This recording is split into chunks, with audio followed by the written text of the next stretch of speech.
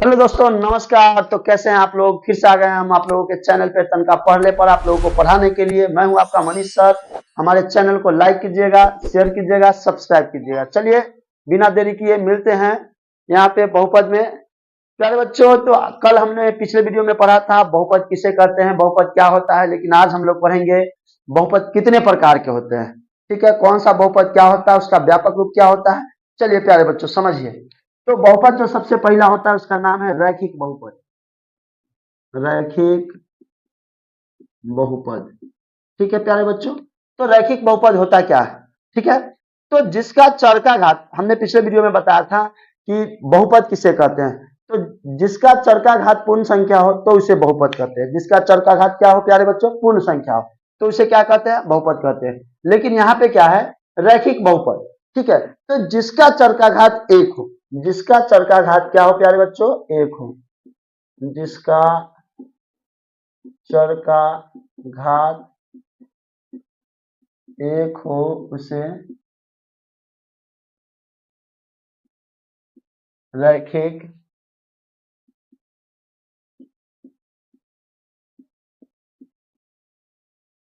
बहुपद कहते हैं। ठीक है प्यारे बच्चों, जिसका चर का घात, तो चर का घात में क्या होता है? ठीक है प्यारे बच्चों, जैसे 4x हमने लिखा, 4x लिखा, तो यहाँ पर चर कौन हो जाएगा? x। क्योंकि एबीसीडी का जो लेटर होता है उसको बोलते हैं चर। तो यहाँ पे चर क्या हो जाएगा? x। x का पावर कितना है? 1। तो इसको क्या बोलेंगे? रैखिक बहुपद।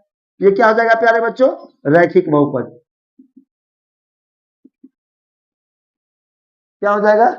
रैखिक बहुपद हो जाएगा। ठीक है प्यारे बच्चों, नेक्स्ट है 5x minus two. 5x minus two, तो ये क्या हो जाएगा? इसमें x का पावर क्या हो गया? 1। तो ये कौन सा बहुपद हो जाएगा प्यारे बच्चों? रैखिक बहुपद हो जाएगा। ठीक है, अब मान लीजिए हम लिखते हैं y, सीधे y। ये कौन सा बहुपद? रैखिक बहुपद, क्योंकि y का पावर कितना है? 1। तो ये भी हो जाएगा कौन सा बहुपद? रैखिक बहुपद। अब मान लीजिए हम लिखते हैं 5x स्क्वायर। ये कौन सा बहुपद प्यारे बच्चों? तो ये हो जाएगा द्विघात बहुपद। क्यों? क्योंकि यहाँ पर चर का घात क्या आ गया? चर कौन होगा? x। x का पावर कितना? 2। तो चर का घात क्या होना चाहिए? चर का घात 1 हो। चर का घात 1 हो तो उसे रैखिक बहुपद कहते हैं। यहाँ पर चर का घात क्या आ गया? 2, तो इसे द्विघात बहुपद कहेंगे। क्या कहेंगे प्यारे बच्चों? द्विघात बहुपद कहेंगे। समझ में आ रहा है आपको? समझ में आ रहा है तो हमारे वीडियो को लाइक कीजिएगा, पूरा वीडियो देख के जाइएगा, तब आपको समझ में आएगा। इसको बोल दो पूरा। ठीक है प्यारे बच्चों, और समझिए 3x माइनस टू, ये कौन सा बहुपद हो जाएगा? तो रैखिक बहुपद हो जाएगा, क्योंकि चर का घात क्या हो जाएगा? 1। तो ये हो जाएगा रैखिक बहुपद। 4x minus Y. ठीक है प्यारे बच्चों, इसमें भी चर का घात कितना है? 1। इसमें भी चर का घात कितना? ये हो जाएगा रैखिक बहुपद। ठीक है प्यारे बच्चों, तो जिसका चर का घात 1 हो तो उसे रैखिक बहुपद कहते हैं, और जिसका चर का घात 2 हो तो उसे द्विघात बहुपद कहते हैं।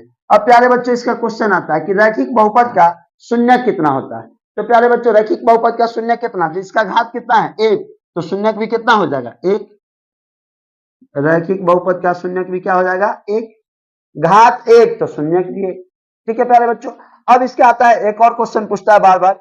ये तो हो गया जिसका चर का घात 1 हो, रैखिक बहुपद। रैखिक बहुपद पहचान जाइएगा, एबीसीडी का कोई भी लेटर होना चाहिए, बी हो, सी हो, डी हो, ए से लेकर जेड तक जो भी हो, सबका पावर कितना होना चाहिए? 1। 1 होगा तो वो हो जाएगा रैखिक बहुपद। अब इसका व्यापक रूप आता है, व्यापक रूप पूछता है रैखिक बहुपद का व्यापक रूप क्या होता है।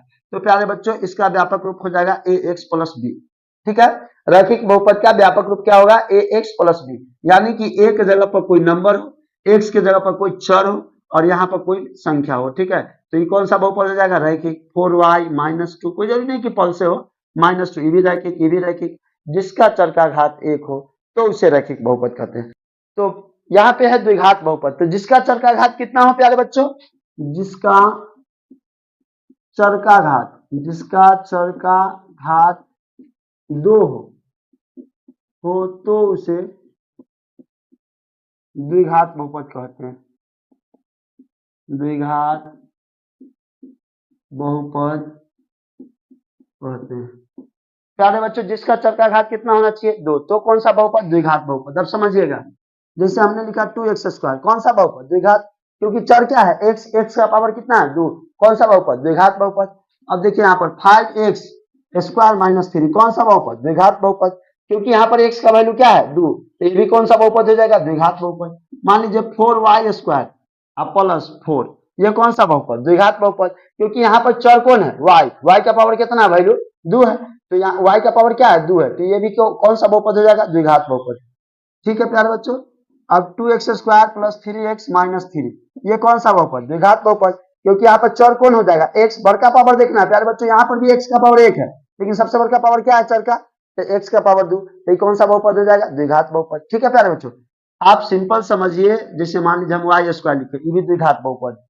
सिंपल समझिए, एबीसीडी का कोई भी लेटर हो उसका पावर कितना होना चाहिए 2, तो कौन सा बहुपद, द्विघात बहुपद। ठीक है प्यारे बच्चों, आप समझिए। अब इसमें क्या होता है, आपसे पूछेगा द्विघात बहुपद का शून्य कितना, तो द्विघात बहुपद का शून्य जो होता है, द्विघात